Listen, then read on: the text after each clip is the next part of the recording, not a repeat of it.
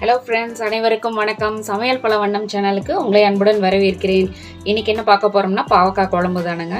செம்மையாக வில்லேஜ் ஸ்டைலில் ப்ளஸ் என்னோட ட்விஸ்ட்டோட கொஞ்சம் நம்ம இப்போ இன்றைக்கி பாவக்காய் குழம்பு எப்படி பண்ணுறதுங்கிறது பார்க்கலாம். கண்டிப்பாக இது குழந்தைங்கள்லேருந்து எல்லாருமே விரும்பி சாப்பிடுவாங்க.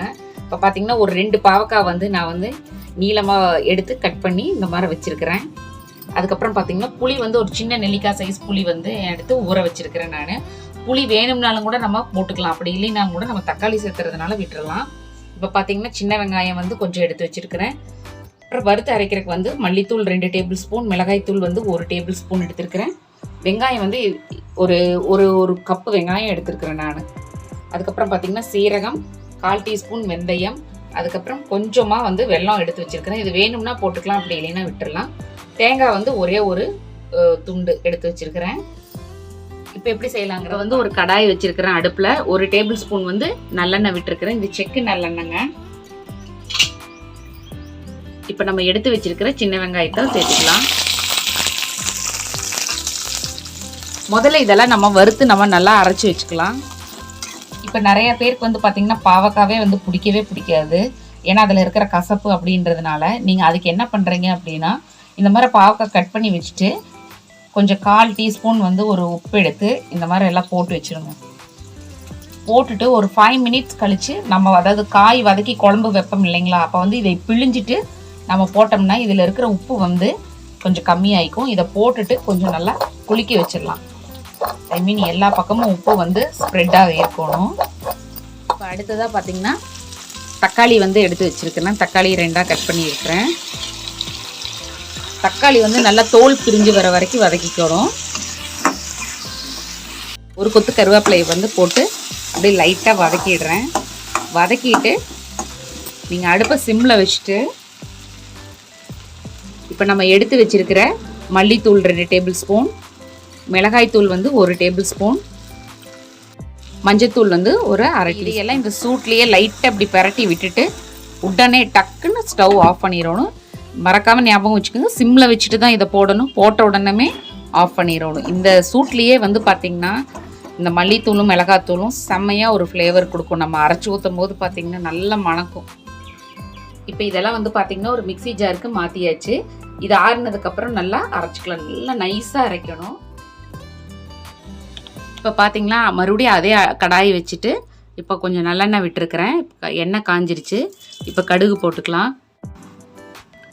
அடுப்பில் ஒரு கடாய் வச்சு அதே கடாயில் பார்த்திங்கன்னா கொஞ்சம் நல்லெண்ணெய் விட்டுருக்கிறேன். கடுகு போட்டிருக்கிறேன். கடுகு பொரியட்டும். இப்போ கடுகு பொரிஞ்சிருச்சு. இப்போ அடுத்தது இப்போ கடுகு பொரிஞ்சதுக்கப்புறம் சின்ன வெங்காயம் சேர்த்திருக்கிறேன். நம்ம குட்டி குட்டியாக எடுத்து வச்சதை கூடவே பார்த்திங்கன்னா கொஞ்சம் கருவேப்பிலை,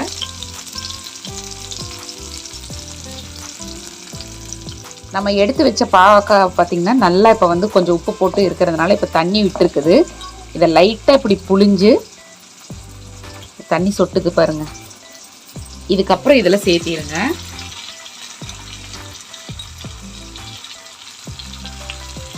இந்த மாதிரி எல்லாத்தையும் சேர்த்திக்கலாம்.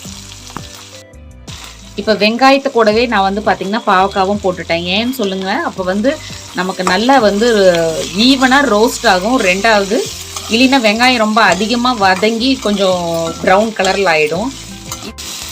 இப்போ இது நல்லா சுருள்ற அளவுக்கு வதக்கிடணும். அதில் தான் டேஸ்ட்டே இருக்குது. இந்த போர்ஷன் தான் நம்ம பொறுமையாக பண்ணணும்.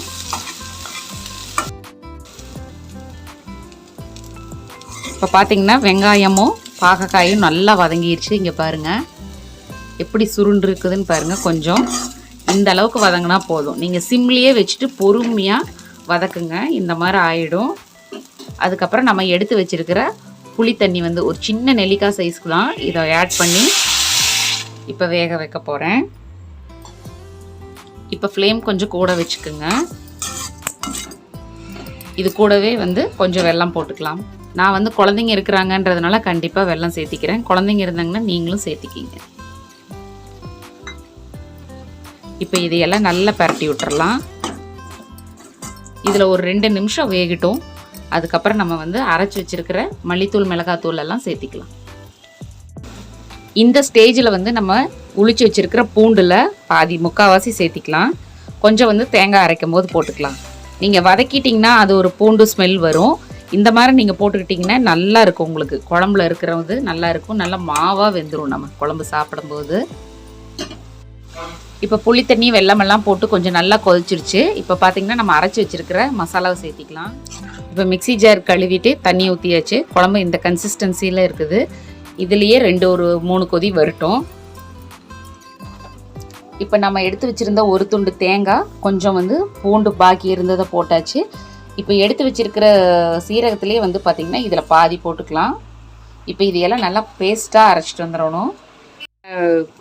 வறுக்கிற தாளிப்பு பேன் வச்சுருக்கிறேன் நான். இப்போ பார்த்திங்கன்னா பாக்கி இருக்கிற சீரகத்தை வந்து போட்டுக்கலாம். சீரகம், வெந்தயம். இந்த சீரகம் வறுபடுற அளவுக்கு நம்ம வறுத்துக்கிட்டால் போதும். வறுத்துட்டு நம்ம பொடி பண்ணி வச்சுக்கணும். இப்போ குழம்பு பார்த்திங்கன்னா நல்லா இந்த மாதிரி இருக்குது பாருங்கள். லைட்டாக எண்ணெயும் பிரிஞ்சு வந்திருக்குது. இது நல்லா இருக்கும் இந்த குழம்பு. நீங்கள் 2-3 நாள் வச்சு சாப்பிட்டாலும் கூட சாப்பிட்லாம். தேங்காய், பூண்டு, சீரகம் இதை 3ஐயும் பார்த்திங்கன்னா நல்லா பேஸ்ட்டாக அரைச்சி வச்சாச்சு. இப்போ கொதிச்சிட்டு இருக்கிற குழம்புல இப்போ இதை ஊற்றிடலாம். இப்போ அரைச்சி வச்சுருக்கிற தேங்காய் ஊற்றிட்டு நீங்கள் வீட்டு ஆளுங்களுக்கு தகுந்த மாதிரி நீங்கள் தேங்காய் சேர்த்துக்கிங்க. நான் சும்மா கொஞ்சோண்டு தான் சேர்த்திருக்கிறேன். தேங்காய் அரைச்சி ஊற்றினோம்னா அது வந்து தேங்காய் குழம்பு மாதிரி டாமினேட் பண்ணிடும். அதனால் கொஞ்சமாக அரைச்சி ஊற்றி வச்சுருக்கிறேன் பாவக்காய் குழம்புக்கு. இப்போ நம்ம வேணுங்கிற அளவுக்கு தண்ணி வந்து ஊற்றி எவ்வளோ கன்சிஸ்டன்சி வேணுமோ அந்த அளவுக்கு வச்சுக்கலாம். பார்த்தீங்கன்னா ஃபைனலாக இந்த குழம்புக்கு தேவையானங்கிற உப்பு சேர்த்திக்கிறேன். முதல்ல நம்ம பாவக்காய் வந்து அந்த தண்ணியெல்லாம் வெளியில் வர்றதுக்காக கொஞ்சோண்டு போட்டோம். நீங்கள் அதை மனசில் வச்சுட்டு கொஞ்சம் கம்மியாக போட்டுக்கோங்க. அப்புறம் வேண்டாலும் கூட சேர்த்திக்கலாம். இப்போ இந்த குழம்பு நல்லா கொதித்து வர்ற வரைக்கும் உப்பு போட்டாச்சு. இப்போ கலக்கி விட்டுட்டு குழம்பு நல்லா கொதிக்கிட்டும். நான் பாருங்கள் எவ்வளோ கொஞ்சம் தண்ணியாக வச்சுருக்கிறேன். ஏன்னா இது கொதித்து வரும்போது வந்து திக்காய்க்கும். ஃபைனலாக நம்ம கொஞ்சம் பச்சை கருவேப்பிலை கொஞ்சம் போட்டுக்கலாம். இதெல்லாம் சேர்ந்து கொதிக்கும் போது அந்த ஃப்ளேவர் அதில் இறங்கி அருமையாக இருக்கும். இப்போ குழம்பு வந்து பார்த்திங்கன்னா சூப்பராக கொதிச்சிருச்சு. இங்கே பாருங்கள் எண்ணெயெல்லாம் பிரிஞ்சு வந்துருச்சு. செம்மையாக இருக்குது. இப்போ நாம் வந்து நுணுக்கி வச்சுருக்கிற நல்லா நைஸாக நுணுக்கி வச்சுருக்கிற சீரகம், வெந்தயம் அதை போடணும். ஃபஸ்ட்டு அதுக்கு முன்னாடி ஸ்டவ் இப்போ ஆஃப் பண்ணிடலாம். ஆஃப் பண்ணிவிட்டு நம்ம நுணுக்கி வச்சுருக்கிற பொடியை சேர்த்திடலாம். இப்போ மேலாப்படி வந்து பார்த்திங்கன்னா 1 டேபிள் ஸ்பூன் வந்து நல்லெண்ணெய் விட்டுக்கலாம். நல்லா சுடு சாப்பாட்டில் கொஞ்சம் நல்லெண்ணெய் அப்படி இல்லைன்னா நெய் 2ல் ஏதோ ஒன்று விட்டுட்டு இந்த குழம்பு ஊற்றி சாப்பிட்டிங்கன்னா அவ்வளோ நம்மளுடைய சூப்பரான பாகற்காய் குழம்பு வந்து ரெடி ஆகிடுச்சு. இந்த குழம்பு இன்றைக்கி சாப்பிட்றத விட மறுநாள் சாப்பிட்டிங்கன்னா டேஸ்ட் இன்னும் ரொம்ப அருமையாக இருக்கும். இந்த வீடியோ பிடிச்சதுன்னா லைக் பண்ணி, ஷேர் பண்ணி, கமெண்ட் பண்ணுங்கள். சமையல் பல வண்ணம் சேனலை சப்ஸ்கிரைப் பண்ணுங்கள். நான் அடுத்த வீடியோவில் சந்திக்கிறேன். தேங்க்ஸ் ஃபார் வாட்சிங்.